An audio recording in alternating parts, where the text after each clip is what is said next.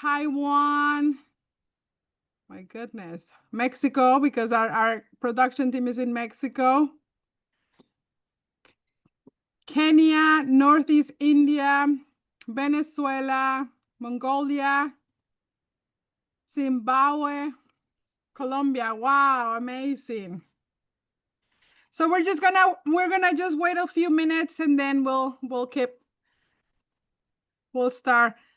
We're gonna have a great 2 hours of learning. So thank you for making time. Thank you to our translators also who are translating in the background. Thank you for being the mouth for all of us. Such a blessing.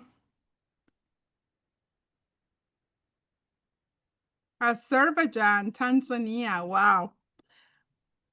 Definitely more diverse than the last one.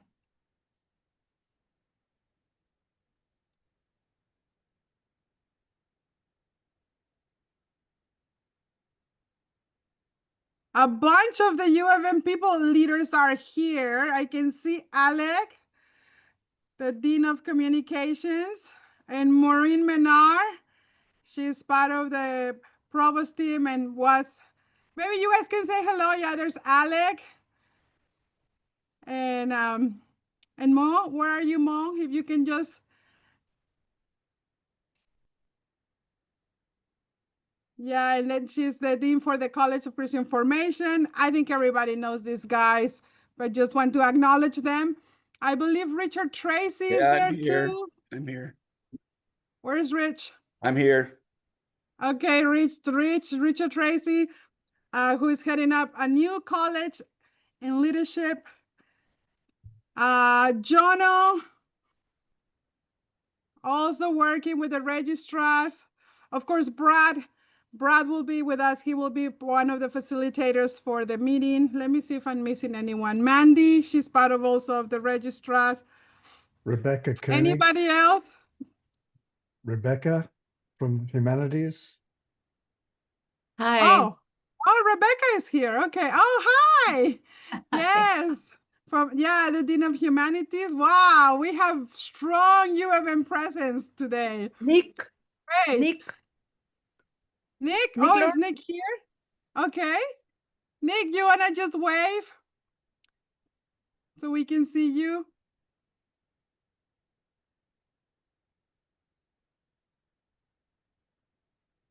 Hello. There you go. Okay, yeah, there you go. Hello, Nick. Part of the Provost team.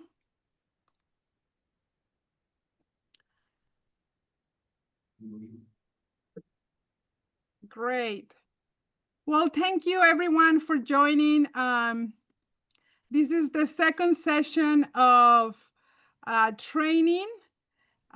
We had a training last week. We had around 125 connections with a bunch of teams and bases, mostly from Latin America, and the Americas, because of the time zone. And so, and this whole initiative of trying to do something globally has been really in the heart of the UofN leaders for a while.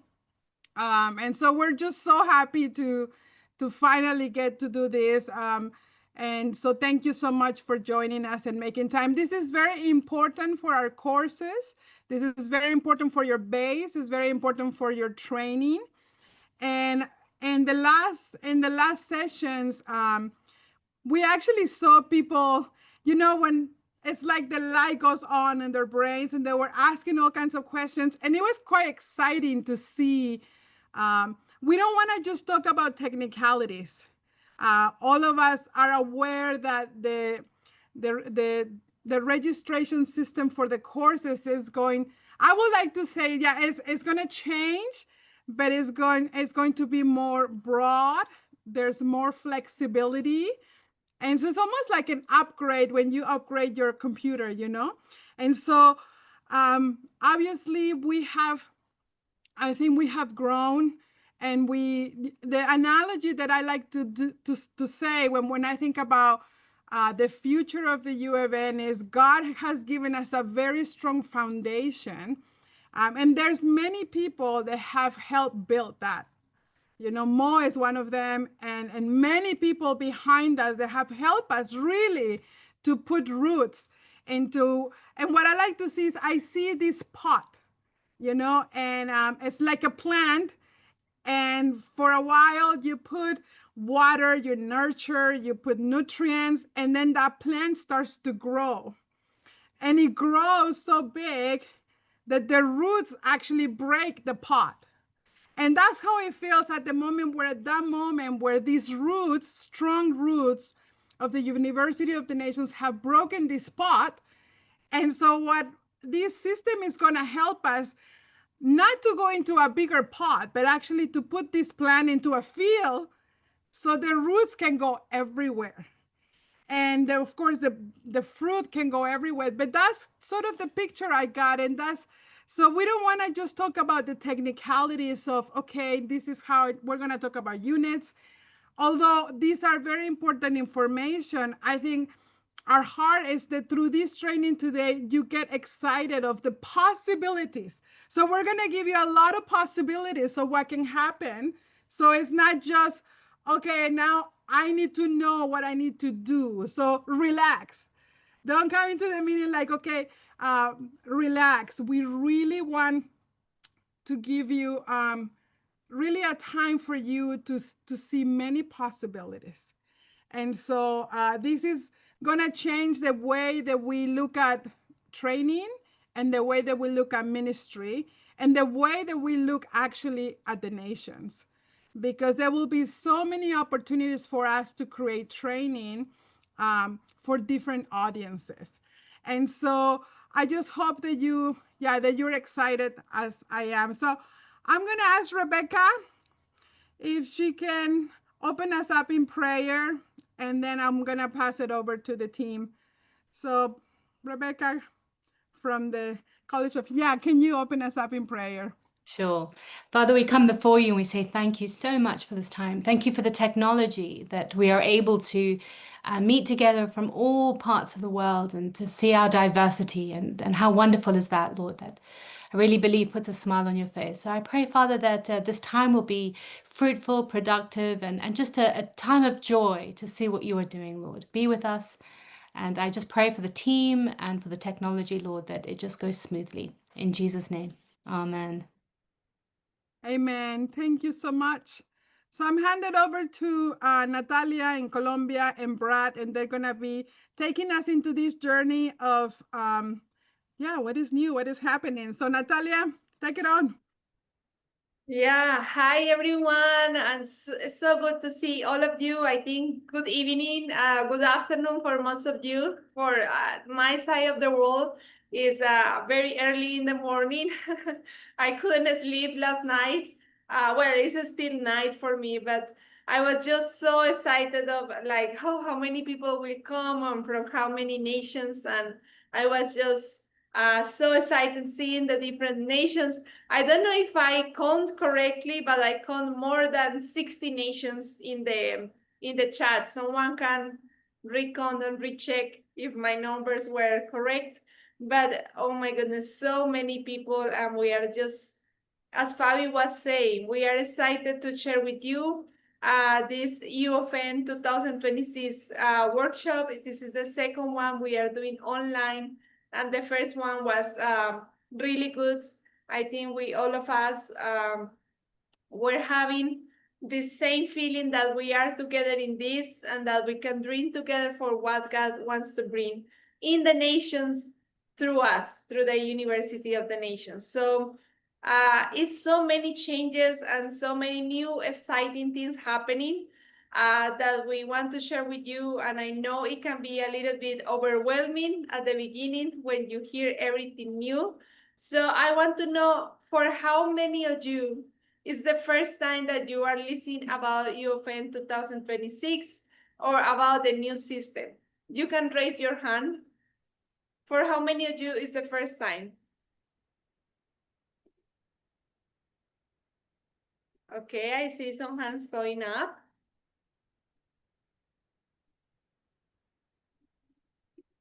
Wow, okay.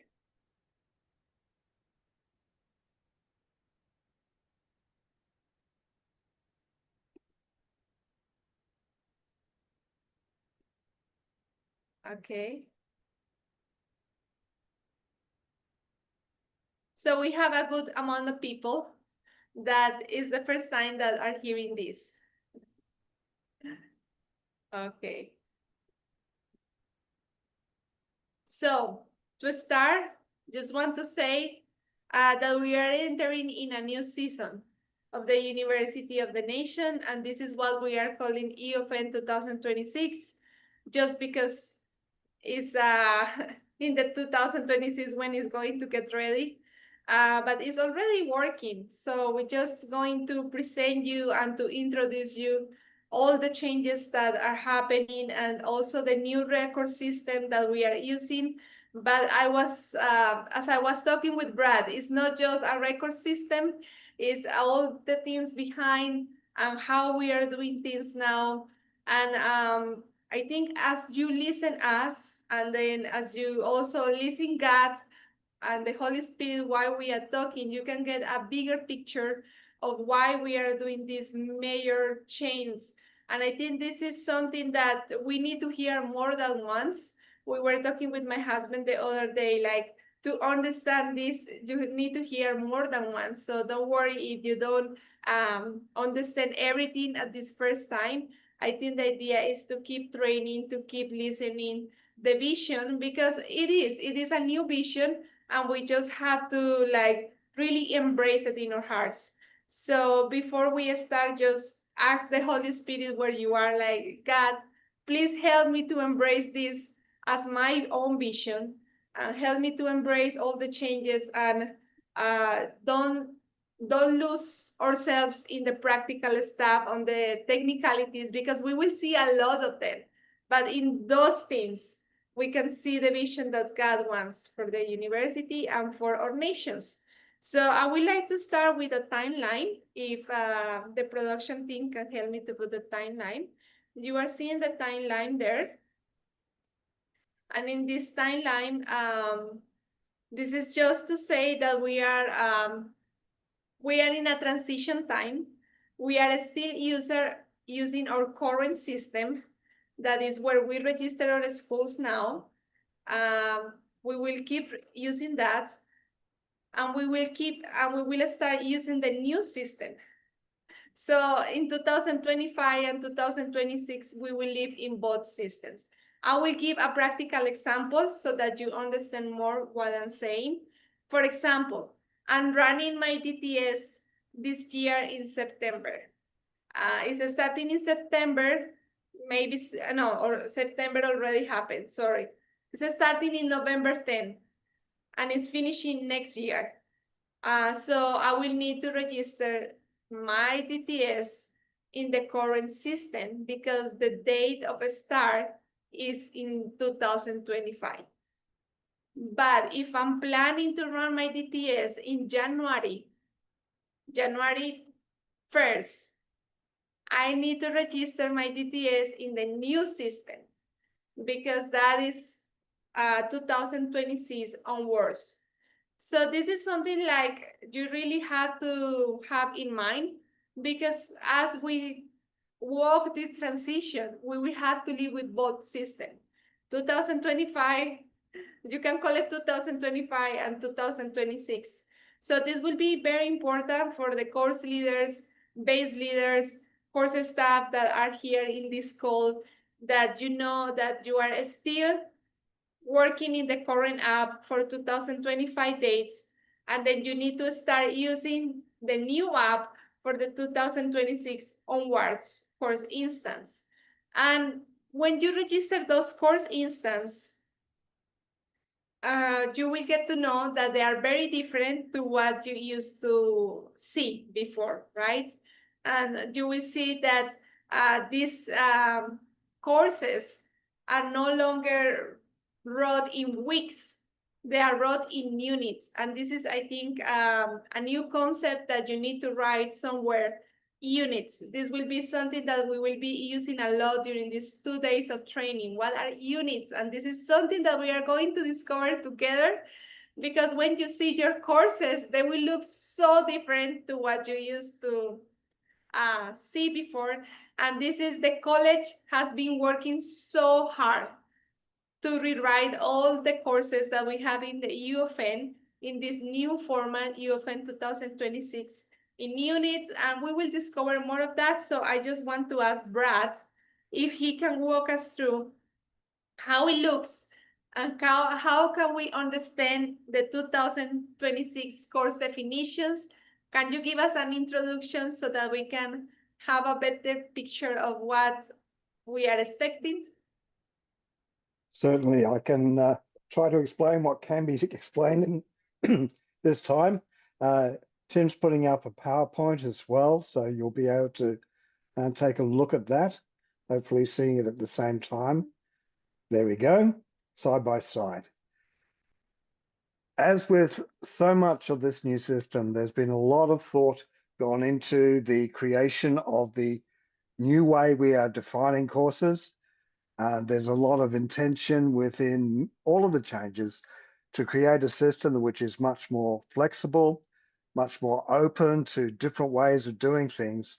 And yet, at the same time, when we're running the same course in different locations and at different times, helping us to be really sure that we're all hitting the same targets, that we're all reaching the same goals if we're delivering the same course.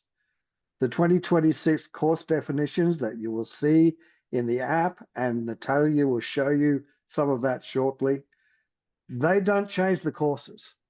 The courses are still the courses that they've been. What they're doing is a new way, creating a new way of describing the courses so that we get to see things in a new light and in a fresh perspective. With the current system, way we've been up to now, we've had course templates that gave examples of a week-by-week timetable of a course. And if you were doing a course registration, you would put in those weeks, your version of the course with different weeks perhaps. And that's about describing what you're planning to move ahead. So you're starting here and you're moving ahead. What we've found as we've reviewed course registrations over the years, I've been reviewing courses since the paper Form A's used to float around the world in the mail system with stamps, that there's a lot of variation that ends up happening with courses when we're defining them by weeks. Courses were meant to be 75% the same, but having 25% that you could adjust. But it wasn't very clear on what 75% needed to stay the same, what 25% could change. So that meant sometimes that over a period of time, courses could drift from their original intent. I know the DTS Center has done so much work in defining and clarifying their courses so that what a DTS is stays strong and true and continues. We're wanting the same strong and true and continue to be there for all of the courses that we have in the UofN, all the ones that are run in multiple locations, and even your course in your own location. When you're defining courses that way, it's like you're starting a journey without a clear destination in mind. And you can easily get off track and off course when you don't have that destination in mind. Whereas in the new system, the course definitions are about defining the destination. I was at a UniQuip in Brazil in March, and whilst traveling from one place to another using the navigation system, what I realized is that what we're talking about in our course definitions is something like a navigation system. And you can see in this image from Google Maps, this is me planning a journey from my house on one side of Melbourne to St Kilda Beach on the other side of Melbourne, because St Kilda Beach is just a lovely place to go to. So I put in my starting point at my home, and I put in the destination in St Kilda, and Google Maps gives me like 3 main options for getting there. As you can see, if you can just see the timing on it, there's only a few minutes difference between each of them.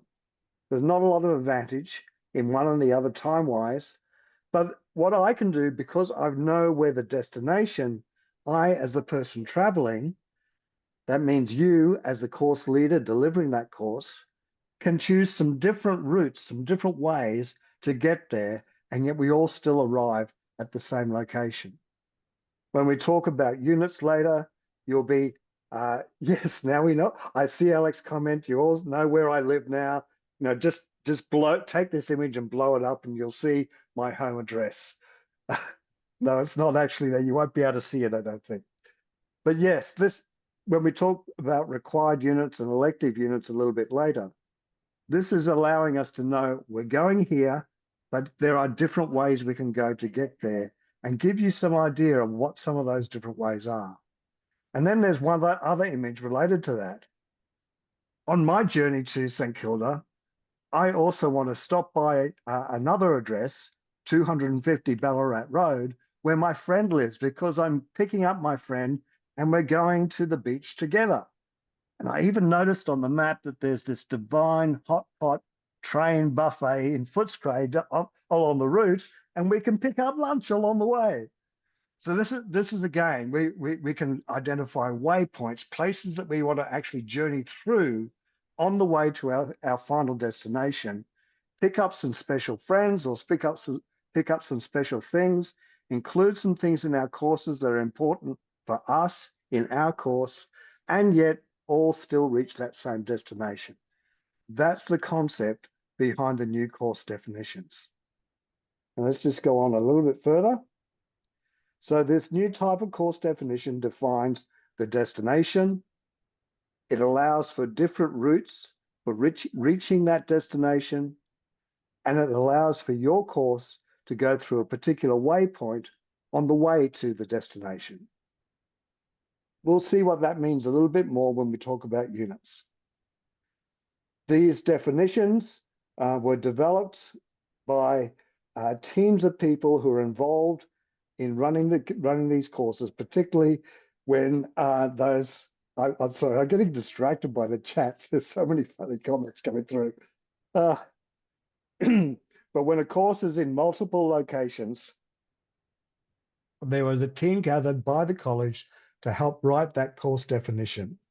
So written on the basis of the way it's been run, but using the new format. They were written to describe what those courses have already been doing. Now, if the course is only run in one location, then that course definition needs to be developed by the people who run it at that location, because there's no team, there's no multiple groups running it. So you will need to, if that's one of your courses, if your course is one where it's unique to you and to your location, you're going to need to spend some time to create a course definition and enter that into the system. And then you'll be able to create a course instance registration, which we're going to be showing you a bit more on today. We'll talk a little bit more about creating a course definition tomorrow. If you run the course the way you've already been running it, we've all been running our courses for years already. If you run it the way you've already been running it, you will most likely be achieving what's been written in the 2026 definition. So all of this will, all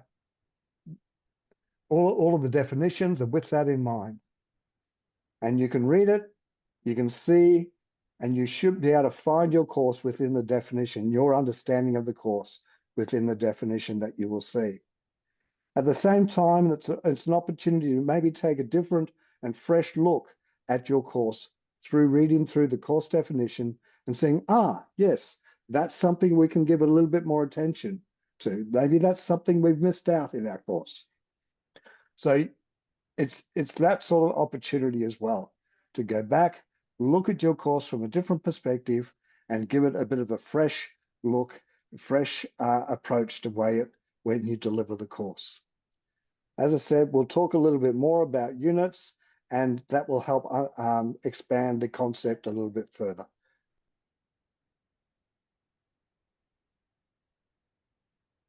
Thank you, Brad. Thank you so much. And just for everyone to know, if you have questions, go ahead and put them in the chat, And maybe when Brad is talking, I might just come in and ask the question just to bring some clarification. We did that in the last session, and that worked out really well. And so, yeah, just make sure. And then at the end, we will have a time where we can answer some of those questions that you might have. Also, we will provide all the materials that we're using in this training, so you will be able to have them. And so just maybe one question, Brad, just to reinforce what we are saying, in the past, our courses, when we would say, okay, I'm going to run a school of production, and we have always said it has to be different from other courses, right? The percentage.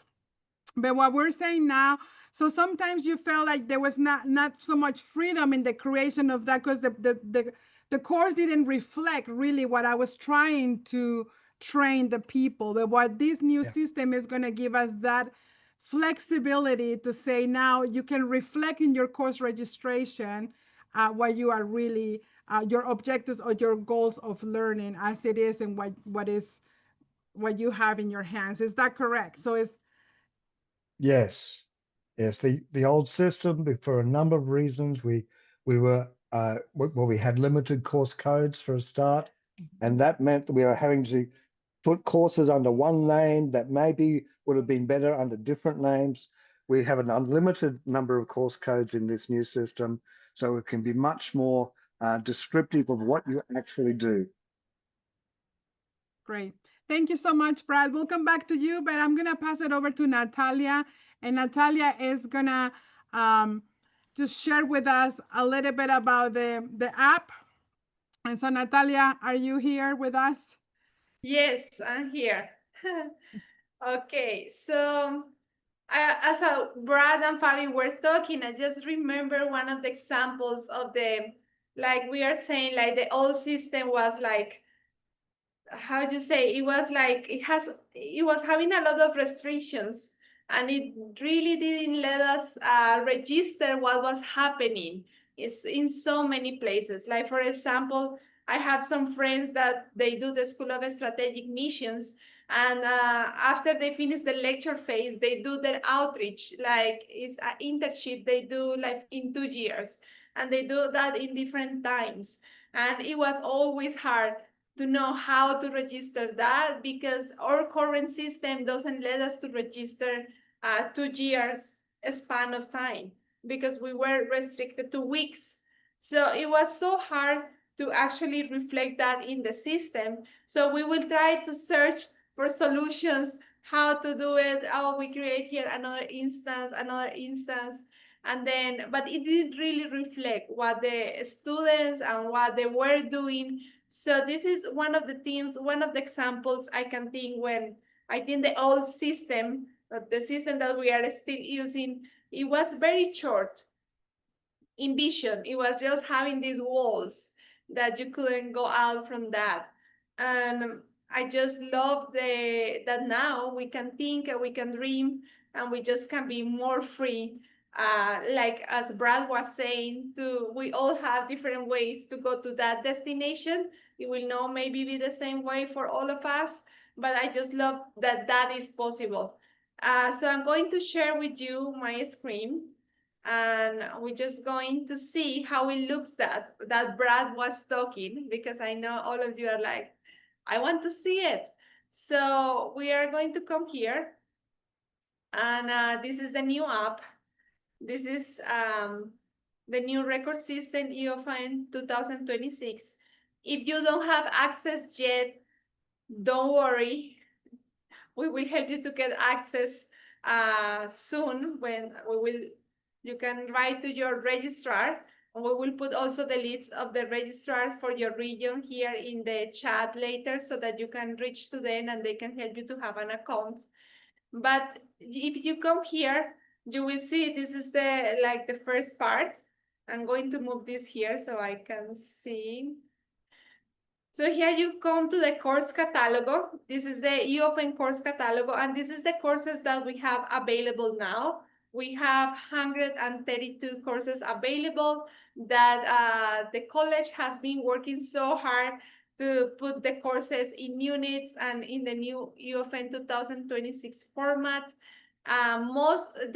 The most ranked courses are here. If you don't find the course that you rank here, is maybe because it's not offered very often, or because it's maybe only at your base that you are offering that course. So you will need to write to your college dean and centers and say, hi, my course is not there, and work with them so that the course will be here. But most of the courses that we know and that we run, they are already here.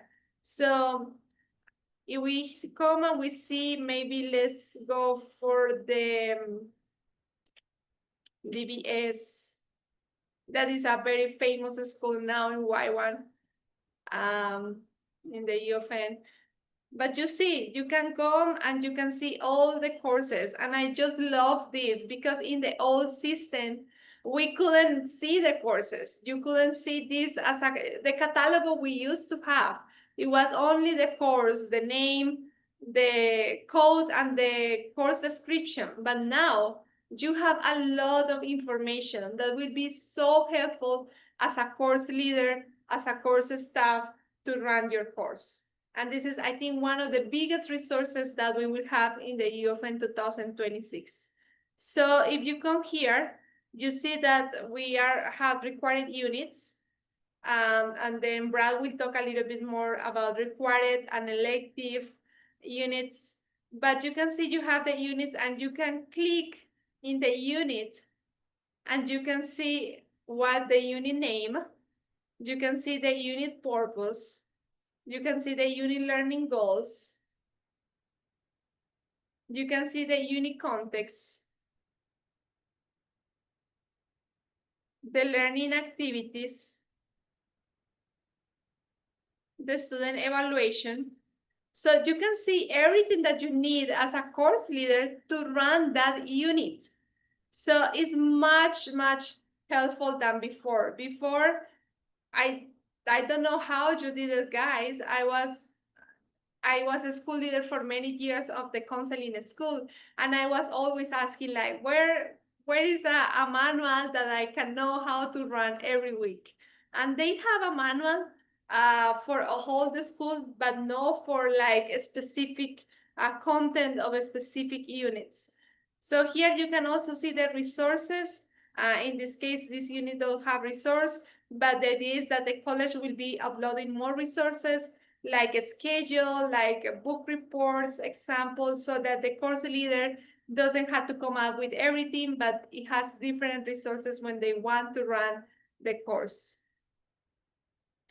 So this is amazing for me to see the units in this way. For those that have been running DBS or have like take DBS, you say, wow, this looks very different because I don't see the 12 weeks. I only see 3 required units. Well, those 12 weeks are in there in those 3 units.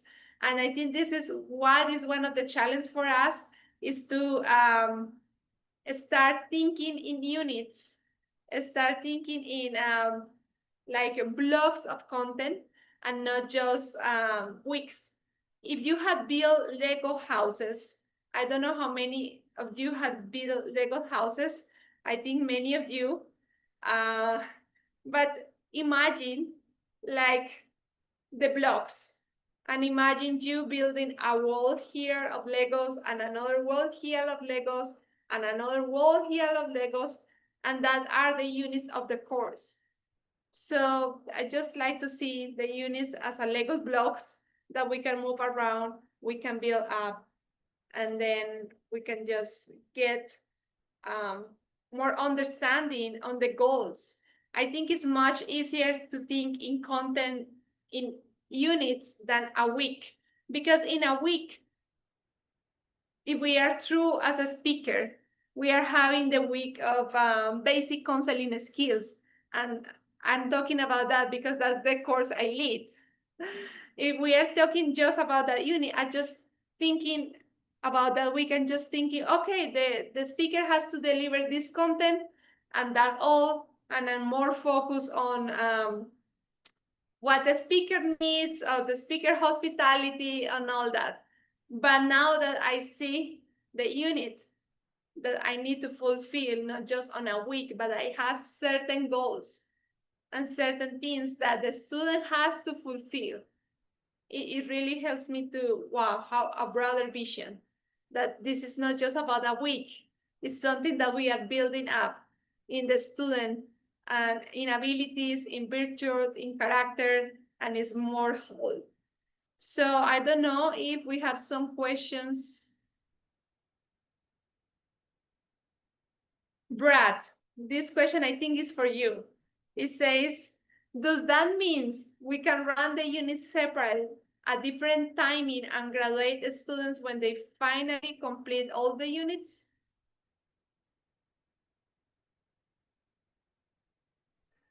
Yes, sort of.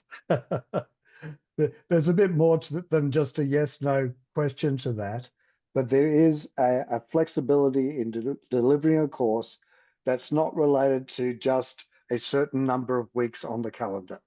So you can deliver units, you can deliver course over a longer period of time, and they've completed the course when they've completed all of the units of that course.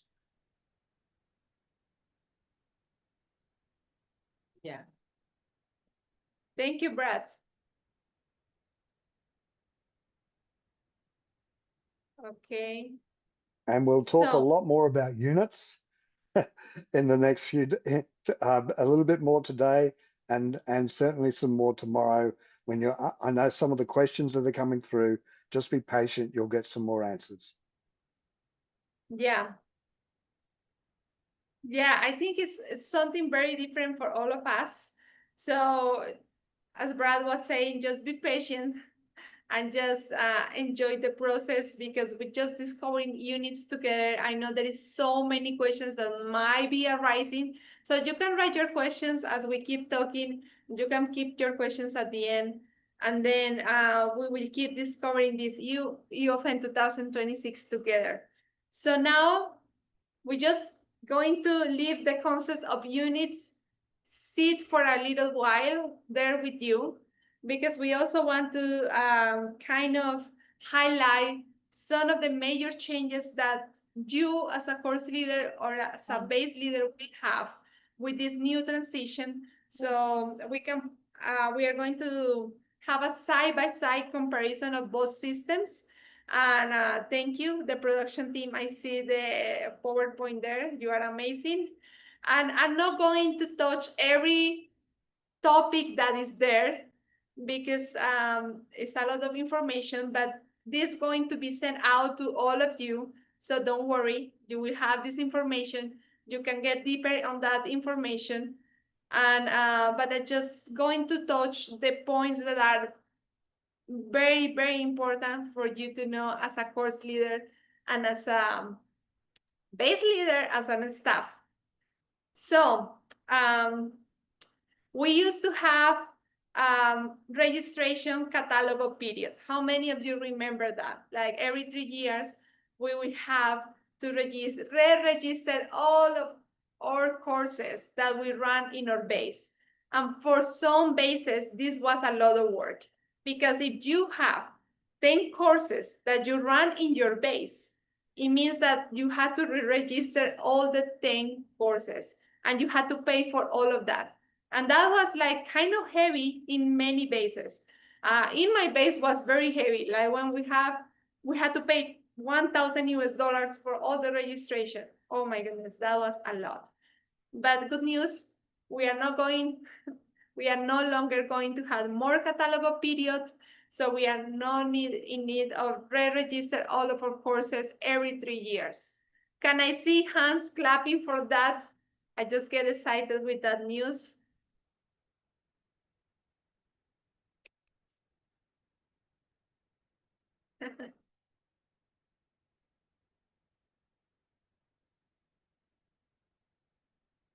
Yeah.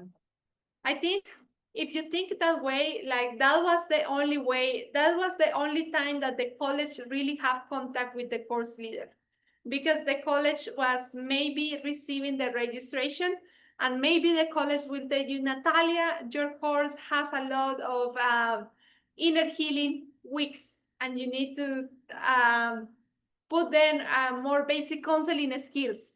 So that was the communication. That was the only communication we have with the college. Like officially, well, maybe some course leaders and some college has more communication, but from our system, that was the only time when really the college was giving feedback. And when we did the course registration, I don't know you, but it was like a lot of suppositions, because it's a course registration that you are doing for 3 years. You don't know who will be the course leader, but you put someone that you think will be the course leader. You don't know who will be really the speakers, but we were input like who we think that are the course leaders. So in this new system, and this is really excited, it's not ready yet, but it will be ready after March 2026. We will have a review part for every course instance that we submit.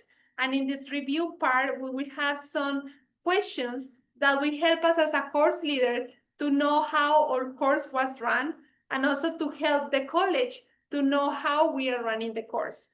So we will start to have contact with the college and centers more. How you say, every course instance, we can have that opportunity to have feedback, and not every 3 years. So this will really increase the quality, and it will increase like how you say, the possibility to like even do better things, because we had feedback, and I think this is like amazing. So now we don't have more like course registration and course instance. We have what we will call, and I call it the merge, is we have the course instance registration, right? So it means that we are no longer having like this catalog period of course registration every 3 years, and the course instance here. That was always very confused for every course leader I know. They were always asking the registrars, but do I need to register again my course? I already registered. And this, because do I need to register the students, but I already paid for this? It was always confusing. So we merged, and it's just one course instance registration. And that means the course instance registration will carry now the approval process.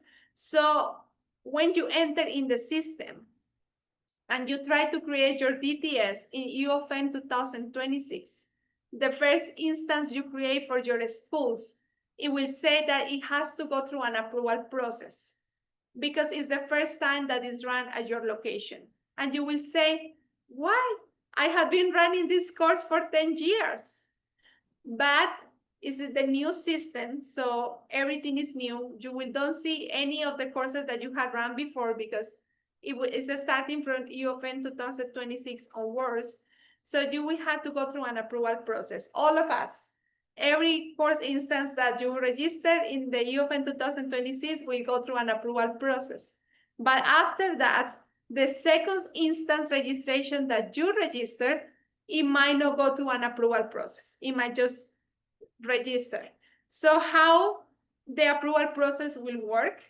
So every time that you register a course, instant registration at first will go to an approval process. But also, like if you didn't run your course for the last 2 years, then it will go to an approval process. Or if the college say that maybe the college decide in the future that your course need a little bit more of input, so you will go through an approval process. But it's not every time that you will go through an approval process. But if you need to go through an approval process, don't worry. The app will tell you when you need to go to an approval process. And this course instant registration, you don't need to pay for. So can I see your claps for that? So you can go ahead and register your courses in the UofN 2026, and you don't need to worry about payment now. We will talk how the payment will come. The payment will come in the students, but for registering the course and for curriculum creation, we don't have payments. Yeah, I will put a heart.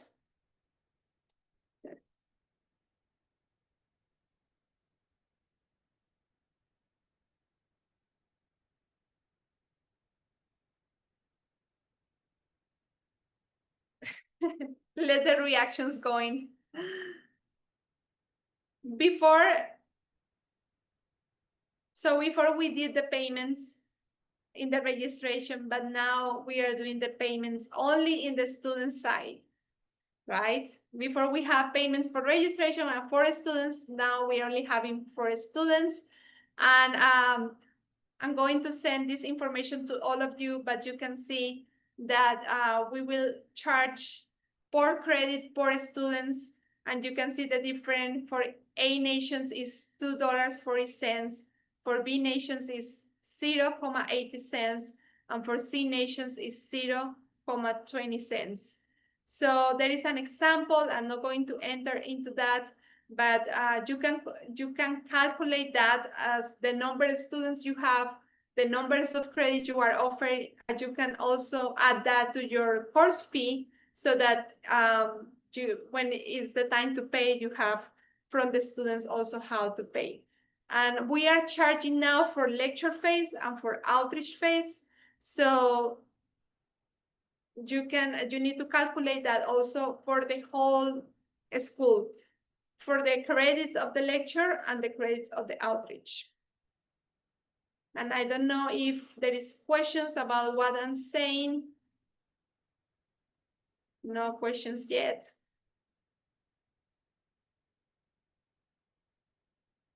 So I think I'm going to pass on to Brad with this new, and we pay all together? Yes. So yeah, we will pay all together, like for all the students will be a part where you can see all the students for the lecture, and it will tell you the amount, and then you can pay.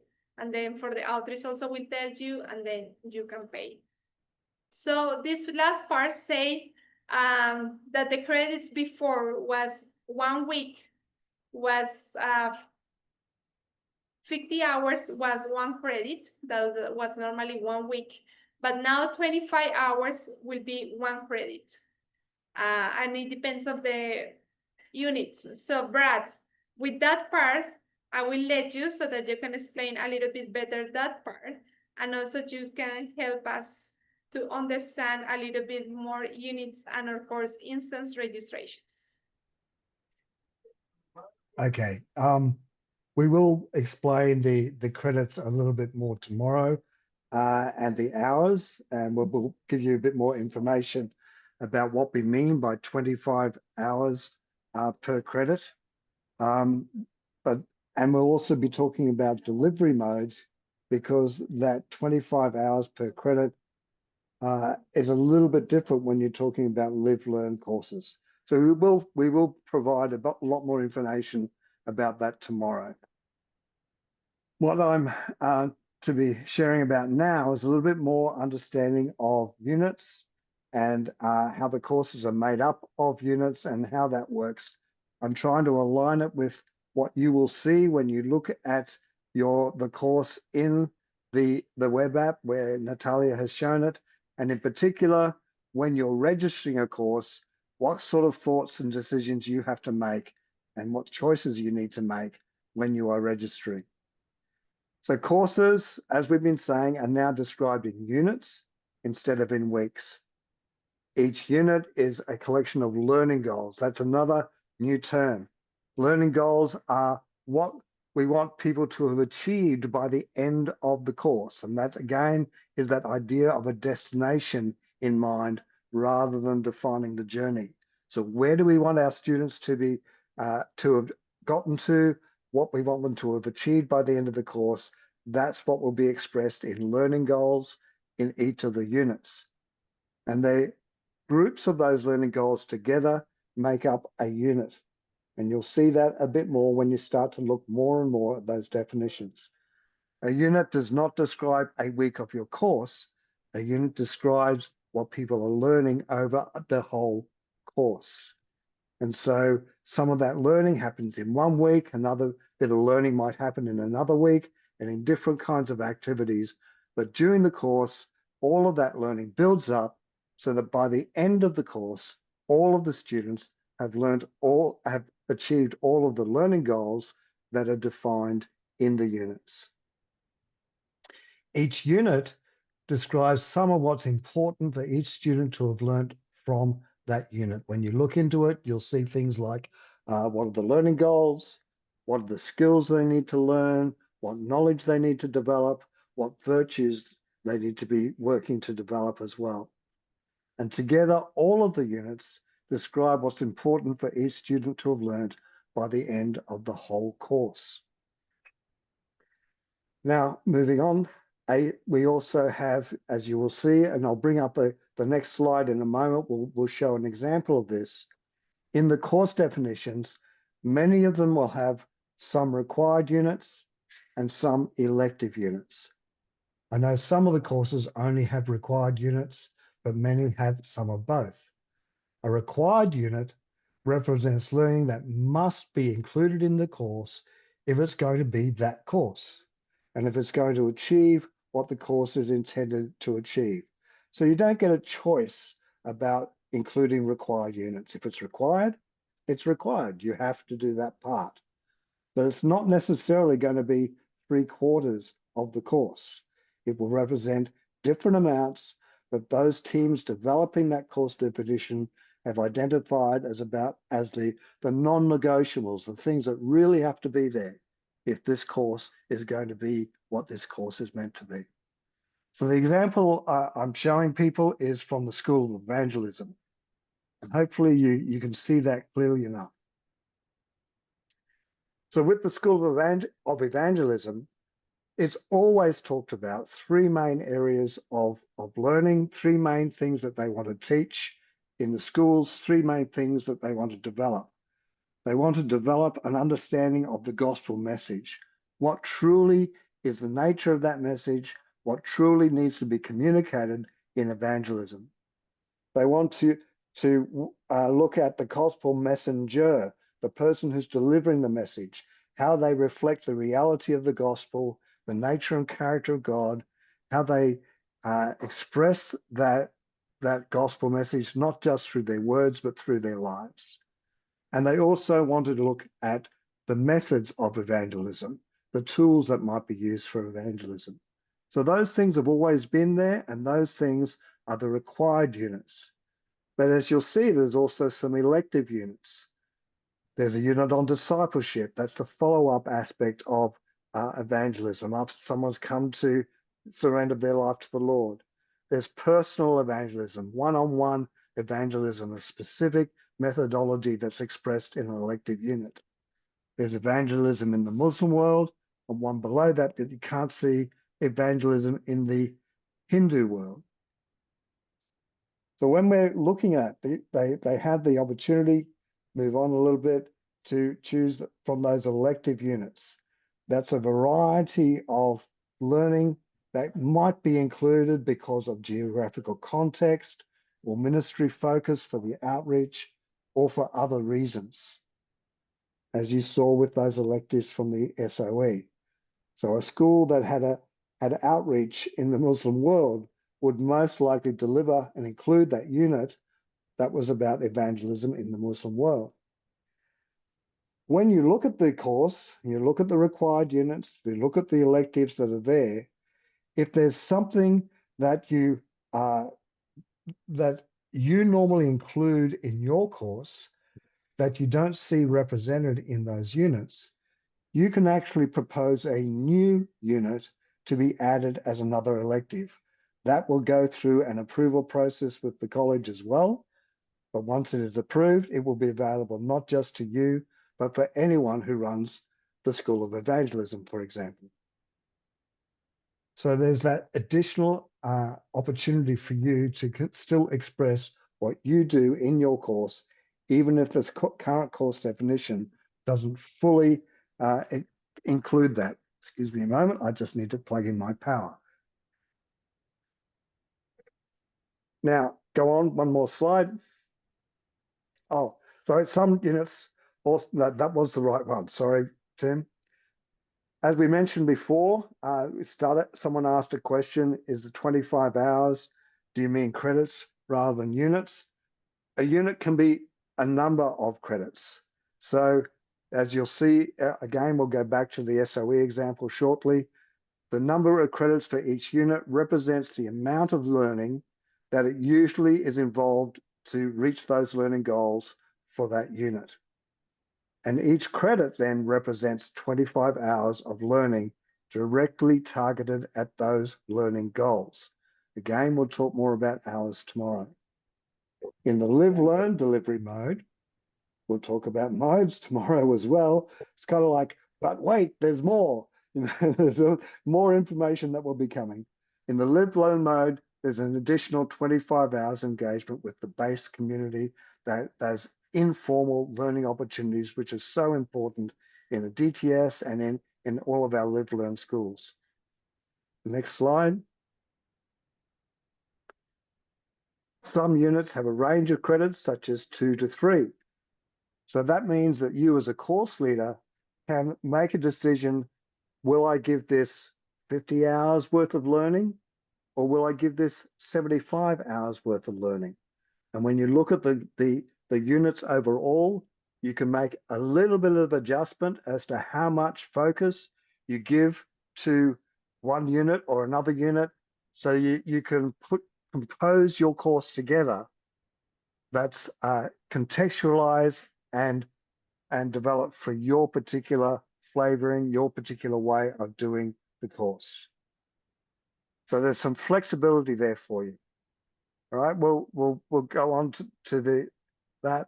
So in your course registration, the required units are already included in your course, but you can still make choices as to how many credits you will use for each of those required units.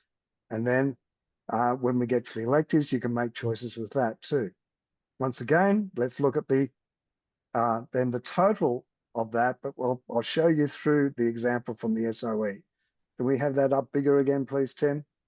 So going back to the required units, what you've seen there, when you click on that, you see credits on the right-hand side and a little gray arrow you can barely see. When you click on that, and we might be able to show you this in the app later with something. When you click on that, you'll see the range of credits that might be offered. So for the gospel message, I believe it's 2 or 3. And in this case, the course leaders made a decision.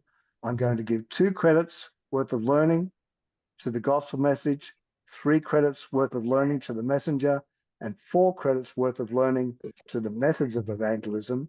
And that's leaving me room. See that that's 9 credits total. That has left me room to do 2 credits worth of learning related to personal evangelism and 1 credit worth of learning related to evangelism in the Muslim world, another 3 credits, making up the 12 credits of the course. So this is where you can make some choices and adjustments related to how you deliver your course at your location. We've already got that about the course credits total. Go on to the next slide, I think. Where are we up to? That was the last slide, Brad. That was the last slide? Yep. Great. Thank you. I just wanted to check on that. Thanks, Tim. So that's how you work with them when you're making choices about your course instance registration. Tomorrow, we'll do a little bit more of how you work on planning your school based upon the units. Thank you, Brad. Don't leave just yet. Just stay with us for a bit. Yes. So just a few things that we can summarize, and then you can just correct me if I'm wrong, which I'm often wrong. So let's just see if I got this correct. But a unit is not an equivalent of a week. Is that correct? Yes, that's right. A unit is not an equivalent of a week. It's learning that can take place anytime within the course. Yes, because I think for so many years we have heard this language that one one credit is 1 week. And so that's our current language, but we are changing into units. And the way that I like to think is, like Brad said, actually, if you, after we finish this session today, I will encourage all of you guys that run courses to go back to the registration and actually look at your registration with the information that we're giving you, and you realize, like Brad said, a lot of the content you already have. It's just how do we tweak it in a way to actually fit this new system. And so another thing I think is very important for us to understand is this whole thing of learning goals. And I Yes. think that should be really the heart of all of us as course leaders, is to have the goal, not just to run courses because we must run them, because we want more staff, because we want whatever the reason is, but actually the heart to have a heart of what do we want our students to learn. And when you think that way, actually you will see, okay, this is the goal. I want the students to learn this and this and this. And that actually will give you a broader framework and a clearer framework than just saying, okay, this is what I just copy and paste from another course registration, for example. So is that what we're talking about, Brad? Yes, exactly. It gives us a target, something to be focused on, which keeps our mind moving students towards those goals. And we can make adjustments in our schools during the school. If we're seeing if we're off track, we still know where we want to get to. Let's rearrange and go back and get to those learning goals. We'll talk about that again a little bit more about when we tomorrow. Yes, so don't miss tomorrow. Thank you, Brad. We're gonna go into Natalia's gonna come and show us a video, and after that, we're gonna go into breakout rooms, and then we're gonna do some practice to just for us to help us to really see, okay, how do we do this? So, Natalia, if you wanna come back on. Yeah. Okay. So I was thinking, like many of you might be thinking, like, oh, how gonna run my course if this course is like now in units? So most of our courses will be keep running the same way. We will keep running in weeks, right? Because this is the format we have running our courses. But what we need to change is the way we are thinking in our course. We just need to change that way of thinking just in weeks, but we just had to see where those weeks come part of the units. So that is very important what Fabi was saying. Go and look your courses and see how they were divided in units, how they were structured, and then see with like the weeks that you have now, and then start to see, okay, this week is part of this unit. And then you just are going to change your mind, because you are like, now I'm not just going to think just about a week and just going to, and thinking in units. Something that we were talking with my husband and with the counseling school leaders here as we were preparing for the next school.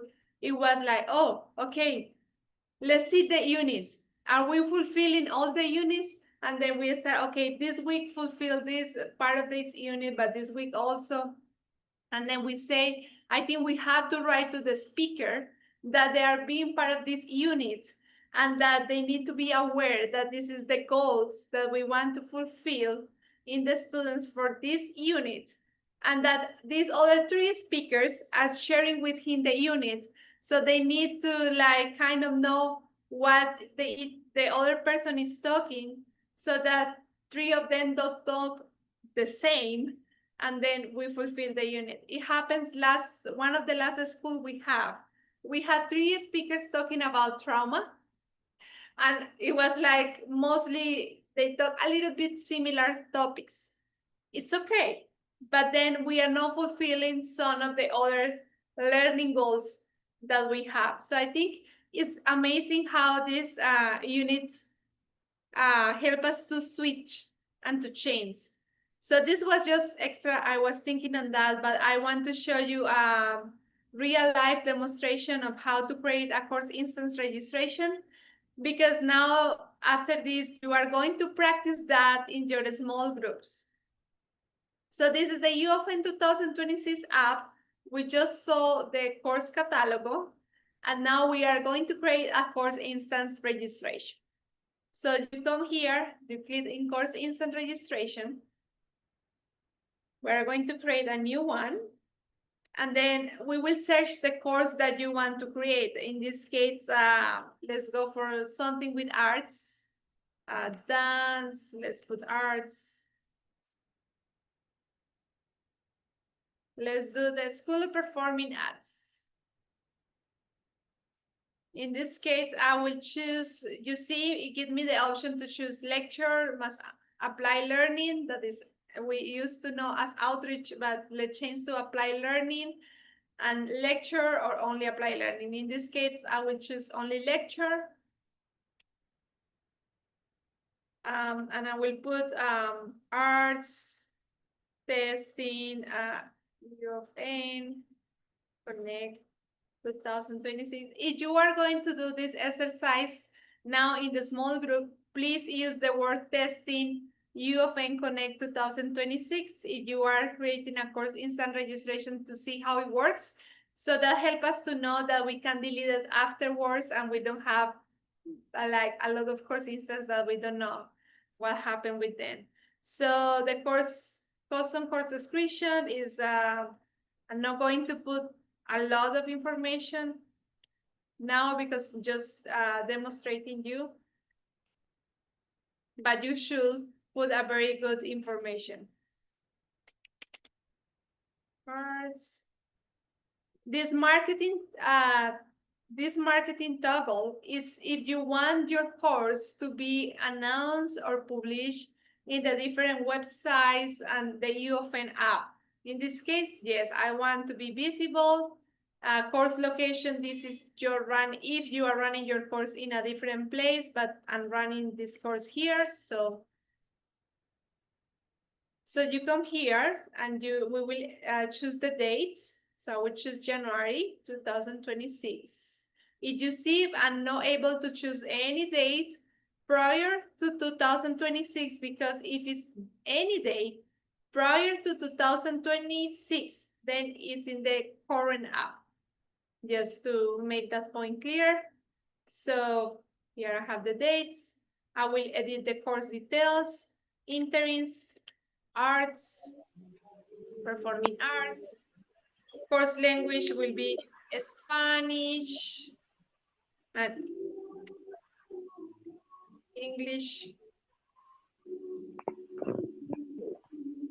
And you can put the hour cost, the mode of delivery. We will talk a little bit more about the mode of delivery later, but you see, this was done by the college. This is the course definition by the college and creating a course instant registration out of that. But the mode of delivery is set by the college. In this case, they say that it has to be live learn. So we have to be here together. Live learn. If I want to do something different that is not live learn, it's possible, but then you will have to create a different course, and we will walk you through that process tomorrow. So I will just put here that is live learn. If there is any other specific comments you want to put, you can put. As you see, putting the course leadership is not mandatory at this point because maybe you don't know yet who will be the course leader. But in this case, I will put that it will be me.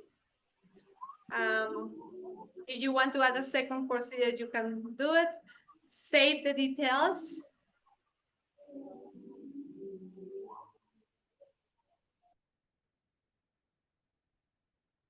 Yeah, and then next.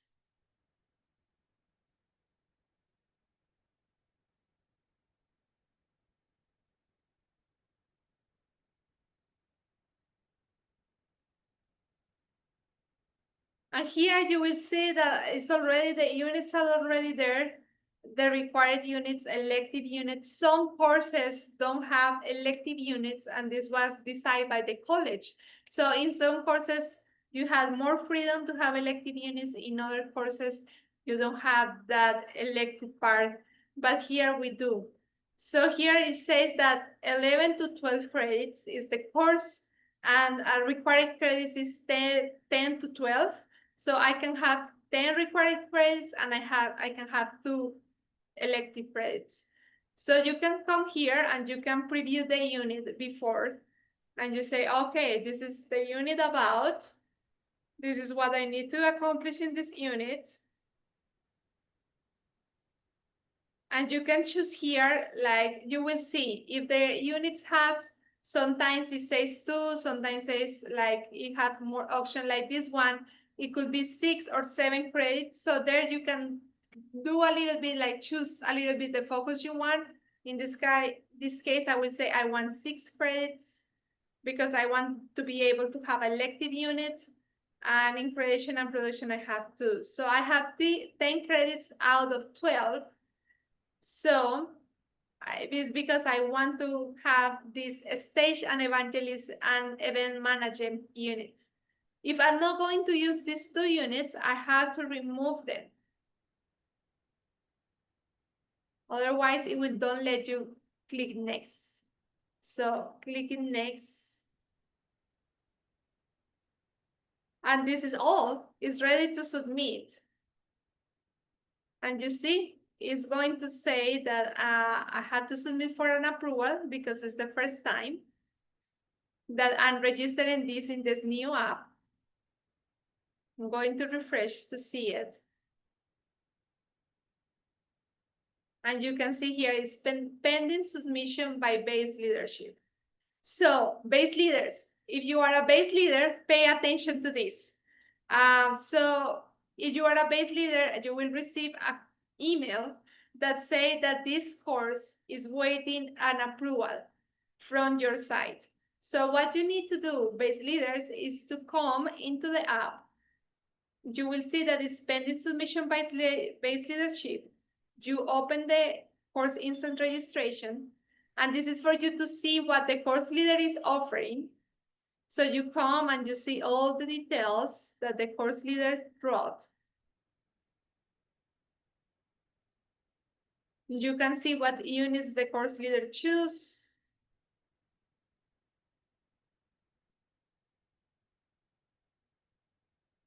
And this is, it is not the app being slow. It's actually, I think, my internet being slow.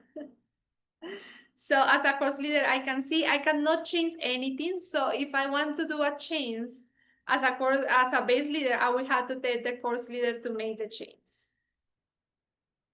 And if everything is good to me, I just submit for approval and I say, this is a great course and a great course leader.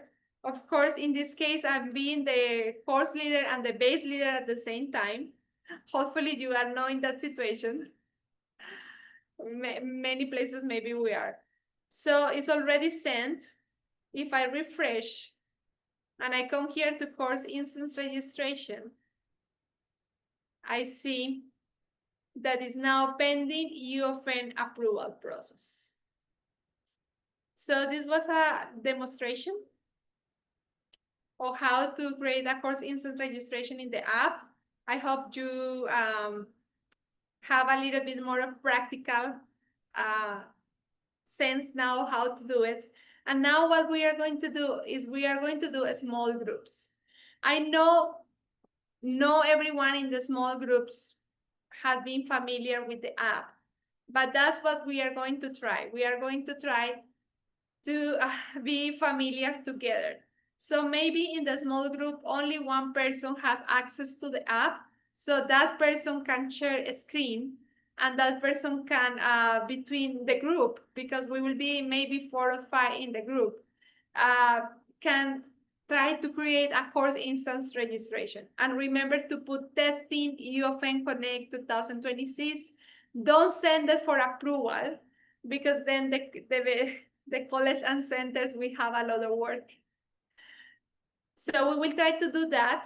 If you don't have your login yet for the app, do not worry. Ask someone in your group if someone has the login. In case that no one in your group has a login or a way to enter in the app, then you all come back to the main session and we try to put you in other groups that has access, right? Okay, so we will have about 15 minutes for that small groups. So if the production team can divide us in those groups.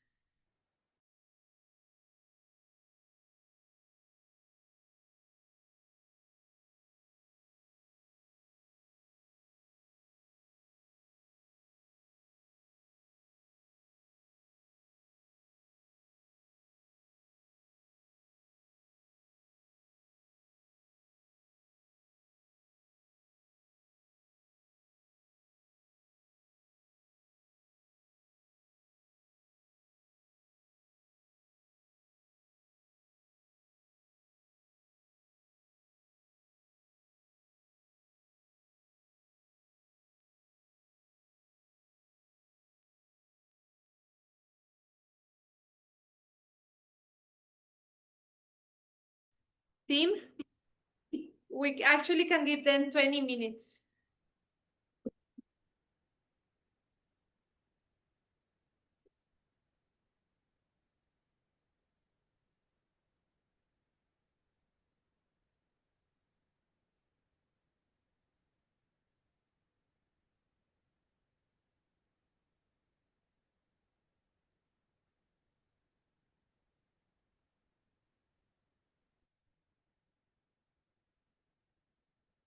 Is everyone coming back here or?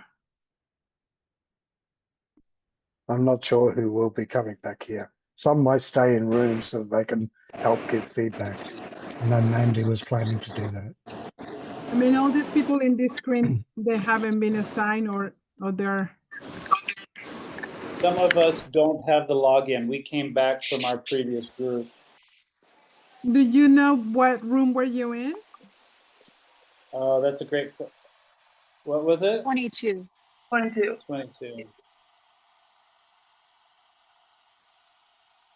Okay. Oh, sorry, I was muted. Team, can we assign them to other groups? Yeah, sure. No problem. I'll put in somewhere else. Thank you. I actually don't see them. I don't know why. I could help you, but I don't know.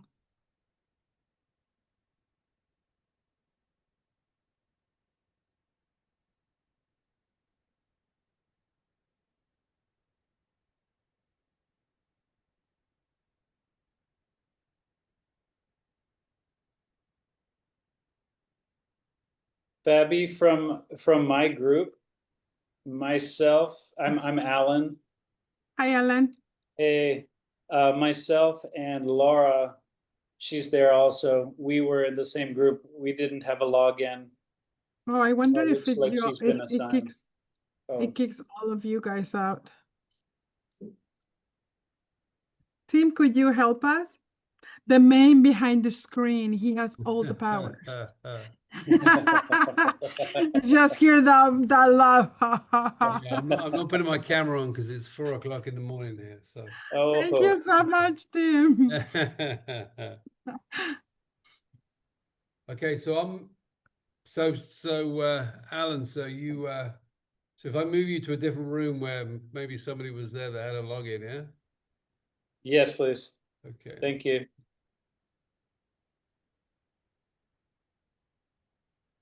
I'm not sure about all those other people. It's either they're not there or they went somewhere. So, hey, Anata, are you there? Team. Just a few things. People not being able to go into the app and they couldn't, Zoom challenges and technical challenges, but I think that's okay. We'll try. What we would like to do in this time is just to address some of the questions that you have. And so I will probably pass them to Brad or Natalia, but we also have people from other faculties.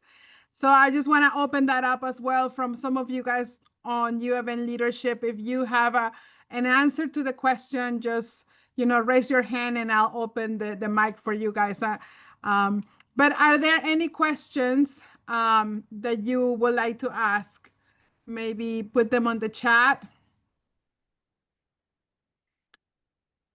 Some of, for example, some of the hours we saw that there's a bit of confusion in terms of the hours, and that's part because we've worked for years for 50 hours of learning, right? For the full learning week, and now we're saying 25 hours. And for some of us that are aware or that we know extension studies, we have said it's 25 hours. So I think maybe that's where the confusion comes. So we will talk a little bit more about that tomorrow, because we're going to talk about modes of delivery of learning. But let's see.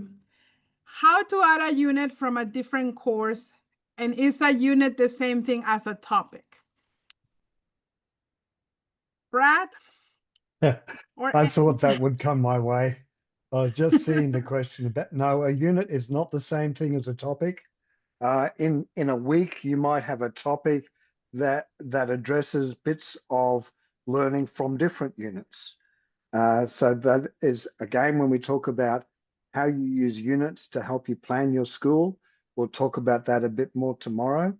But 1 week, one topic can end up covering bits of information or different skills that relate to more than one unit. So it's not the same thing. What was the other question there? Sorry. The other question was how to add a unit from a different course.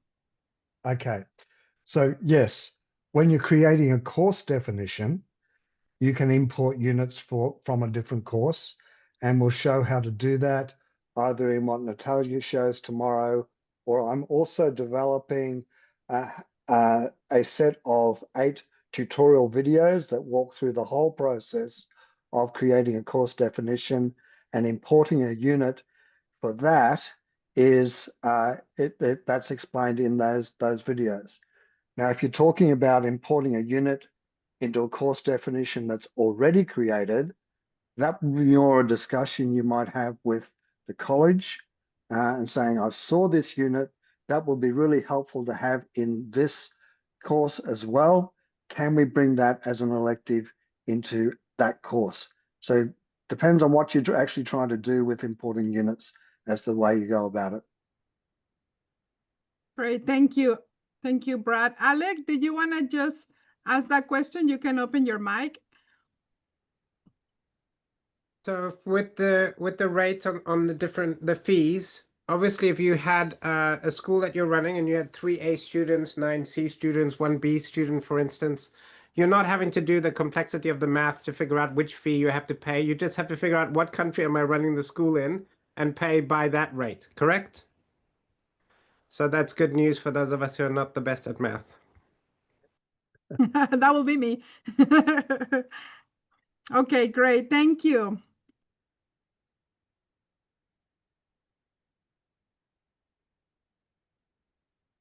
Fabi, you're on mute.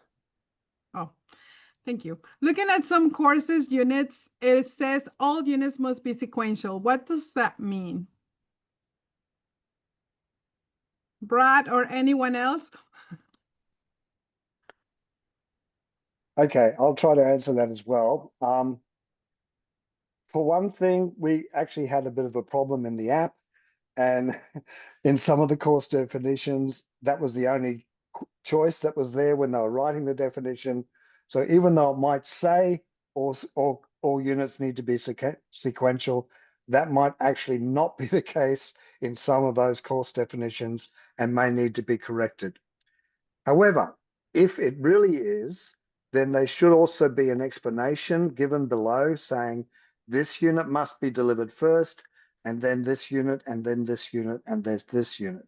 So that's what sequential means. It must be done in a particular order, because you can't really learn what's in this unit until you've learned what's in that unit. There's an importance in the order sometimes, and that should be that should be clarified in the course definition. And like Rebecca just mentioned in the chat, the DTS is not sequential. Any of the units can be delivered at any time, and you can be combining them in the way you put them together in your weekly schedule. Yes, thank you. And also just to go back again to the course definition is really your roadmap, right? That it will give you what the required units are. And so you follow that, and then it will have, yeah, I will see that as a guideline. There's another question there, Brad, and people are talking about, can you give us an example of what 1 to 25 hours of learning or full learning week? That actually, that vocabulary we will not use because we're not going by weeks. But yeah, just to do a comparison, tomorrow we will go a little bit more in depth and doing some comparisons of what does those 25 hours look like compared to what we have now, 50 hours of full learning, or what we call full learning week. Anybody else has another question? Maybe you can raise your hand and I'll open the mic for you guys.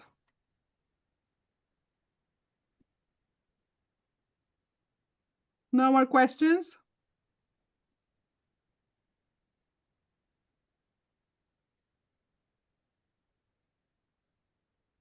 Can a course leader make a check? Yes, go ahead, Tim. See, Donna Ray was raising her hand.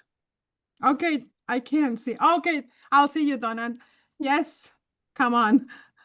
I was just wondering, I don't see any unit order. So like we don't have unit numbers. And so even though when I put in the course definition in the order that the units need to be in, and then I put these, they need to be sequential order or whatever in the course definition, when people have subsequently gone and done course instance registration based on that course definition, the units are all over the place because there's no identifying number for them to be put in order. So I don't know if the number that are showing up on the units on the course review is the actual order that they're planning to run them in, or if it's just come out randomly on the course review. How do you know if it's in the right order? There's a couple of questions in there, Donna Ray.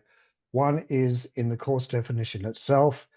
If the college or person writing it wants to put a sequence, then they need to use course unit names, not unit numbers, when they put the notes into the sequence. So you say there's an option to say units must be either all units or some units need to be in a sequence, and then they should write the unit name saying this unit by name should be delivered before that unit.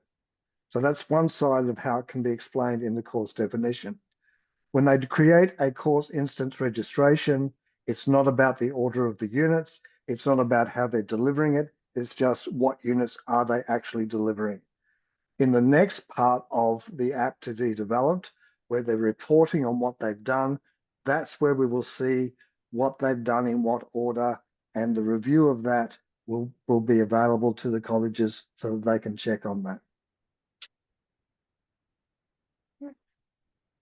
Yes, thank you, Brad. Adam from YWAM Carpenter. Hi, Alec, I'm actually pointing to you here. I've seen Alec and Jonathan, who's also on the call, so Jonathan maybe as well, have a nice interaction as they're trying to frame a course, in this case, the documentary film school, in such a way that that people who aren't Jonathan and Johannika, who are running it here, are able to take their own emphasis, to use your analogy, Brad, to take a bit of a different route towards the destination. But they've had to think quite carefully about how they frame particularly the compulsory units and the language there to give it breadth and flexibility so that future users won't have to just do exactly the same thing that Jonathan and Johannika are doing. And in this process of developing course definitions, I think that's a really critical aspect. And I wonder if either Alec or Jonathan or someone else could speak to that. So I think when a course is registered, it's not enough to just have the learning units and what the units entail, but really to catch the heart of the school leader or the heart of the people that developed that particular category of school. The idea behind that is to try and understand what is it that you want to impart to the student, because there is an impartation. And I think that's important for us to realize that it's not just documenting kind of by memory what we do in a school, but really what you want to deliver that the students can glean for themselves in terms of character or skills or knowledge. But in addition to that, we have a whole resources section. So every category of school can share resources. They can share their timetable. They can share some amazing lectures, different books that they do, different types of assignments. So the sharing between school leaders all around the world is a wonderful resource in this new system that we didn't have any glimpse of before now. So I think all of those pieces are important. Thanks, Adam. Thanks, Alec. Great, thank you. Are there any other question that you want to ask? Just raise your hand. I know Brad is answering some of the questions on the chat, but are there any other? Yes, Rebecca. Actually, it's more of a comment. I think one of the things when we talk about it being sequential, or what Adam just brought up, is that we also have to realize that these courses are also part of degrees. And so as we change them, I think we also have to be aware that they are part of not just sort of sequential within their own school, but they're also part of something bigger as well. So you know, when we begin to plan schools, so I think school leaders also need to kind of become more aware that this is also part of something maybe a little bit bigger as well. And so maybe this will be a way of a sort of stronger collaboration as well. So just something to really think about. I think, you know, in the past, it's just like, oh, I want to run the school and I wanted to have this emphasis. But can that school be used within the degree, or is it missing core components that at the end of someone's learning journey, that they have a degree in something quite particular, and it's not just all over the place? So I think that's also something to kind of take into consideration as we look at schools and as we develop new and exciting schools. Yeah, that's a great comment. Thanks so much, Rebecca. And we will touch into degrees later. Yes, Brad? Yeah, just to say that as we move forward into the new system, we'll be able to look at degrees in a different way as well, and be able to construct them differently, make them much more individualized, and use a different set of components to pull degrees together. Yes. So we'll talk about degrees a little bit tomorrow. We'll talk a little bit more about that, because that's a very valid point. Yes, Amanda? Is it possible to still have access to previous schools that is not running anymore, but that you want to resurrect to life again?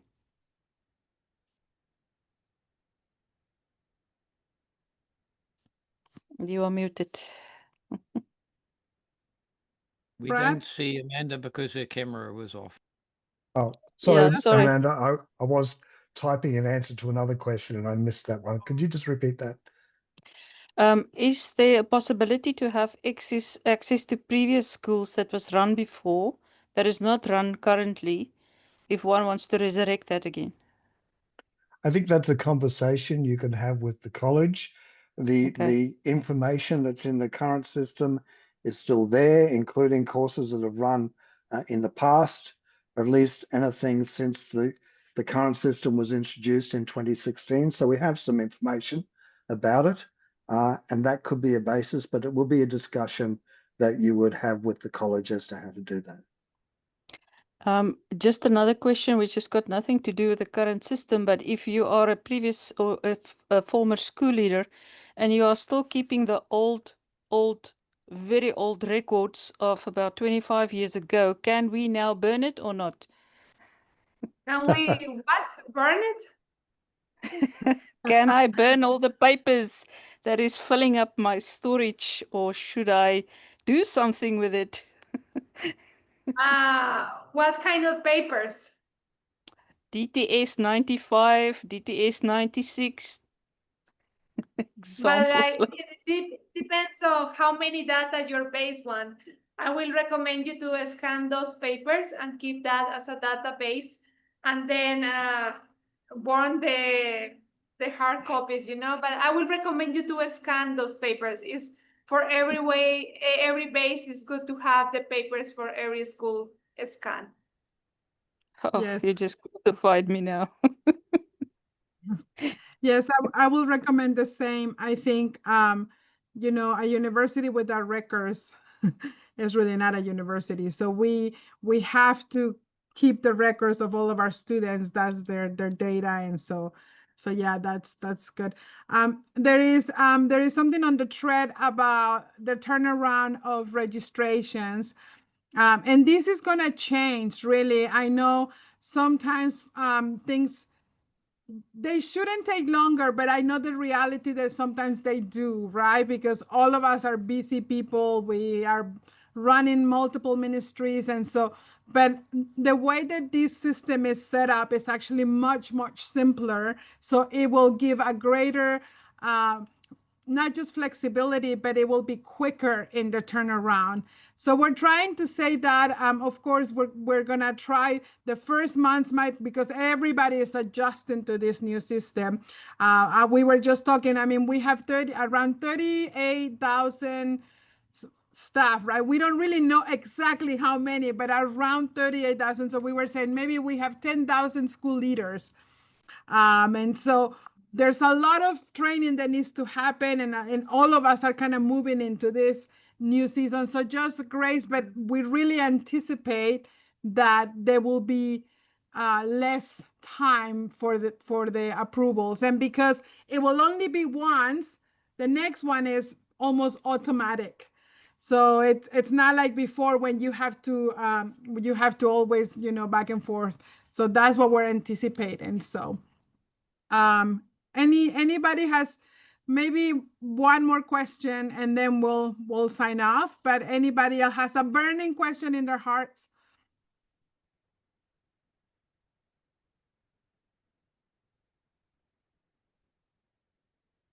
Yes, Jonathan, good to see you. Hey, good to see you.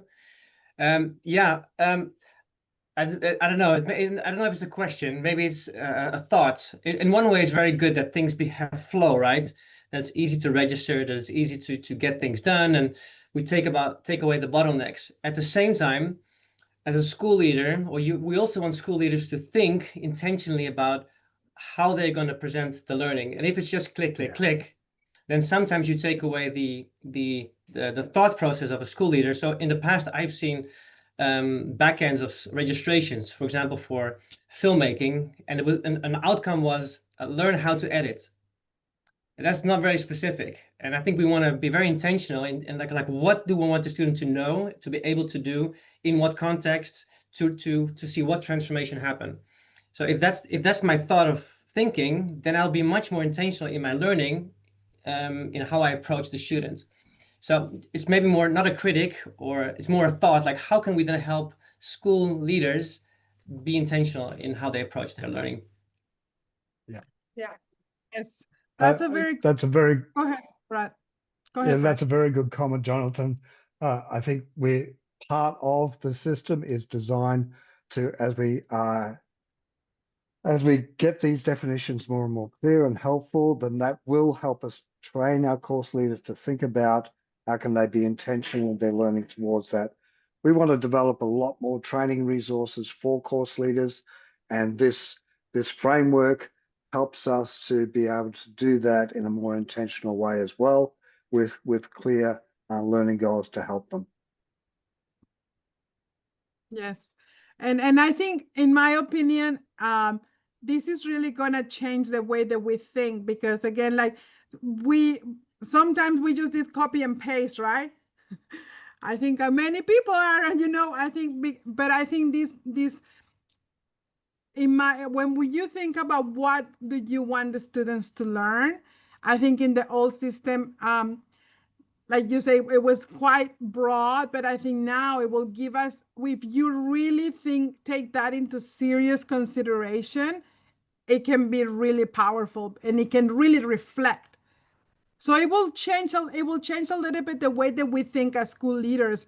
And it's almost like an upgrade in a way of our thinking, that it's not just copy and paste, but it's actually, what do I want these students to learn, to walk away with what?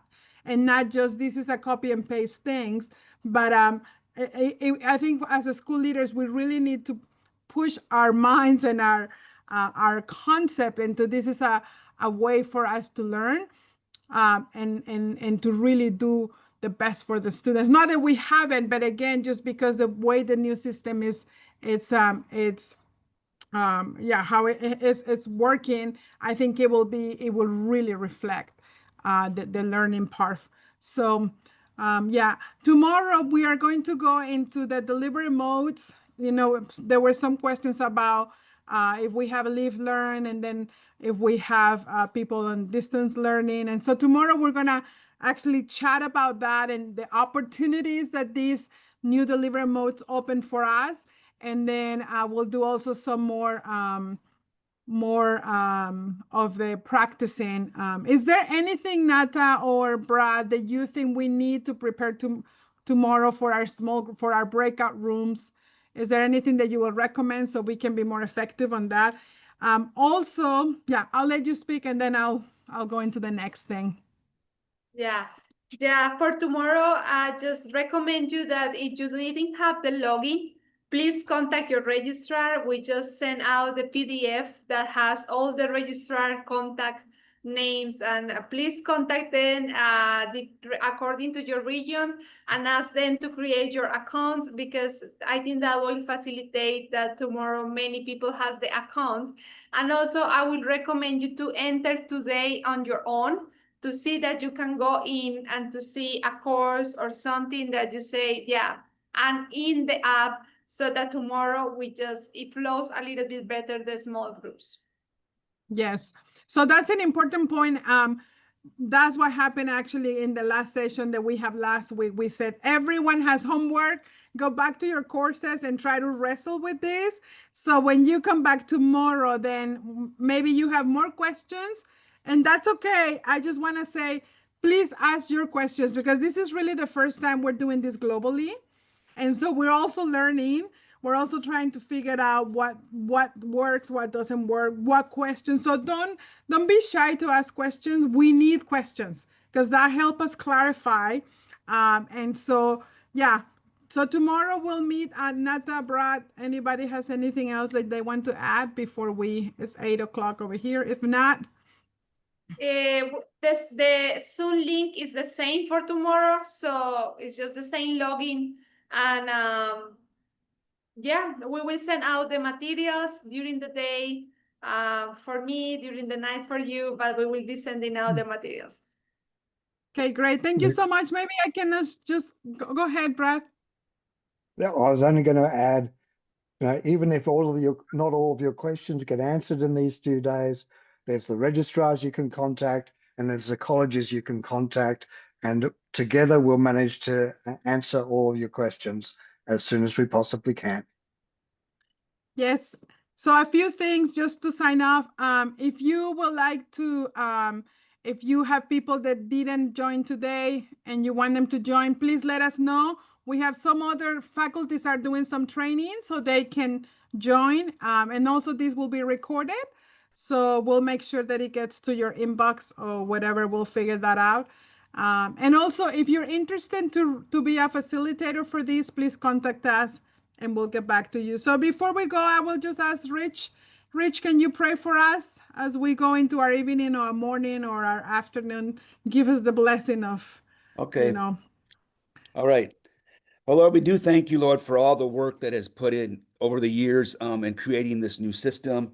And I thank you for Brad and Fabi and Natalia and Tim, who is facilitating here today. And we're just excited for the creativity that will come out of this new system and the taking of the what's in the pod and putting it in the field, Father, the multiplication, Lord. So we pray for your blessing and favor to be beyond all of this as we move forward in the different nations, creating what's in your heart and seeing multiplication, Lord, in our areas and across the globe, Father. So we thank you, and we look forward to all that's going to happen through in 2026 through this new tool and this new way of seeing the courses and multiplying new courses. Thank you in Jesus' name. Amen. Amen. Amen. Thank you. Thank you, guys. And sorry if I miss anybody from the UofN. Now I see some of you guys, but thank you for coming. See you. See you tomorrow. Thank you. Sylvie, see you.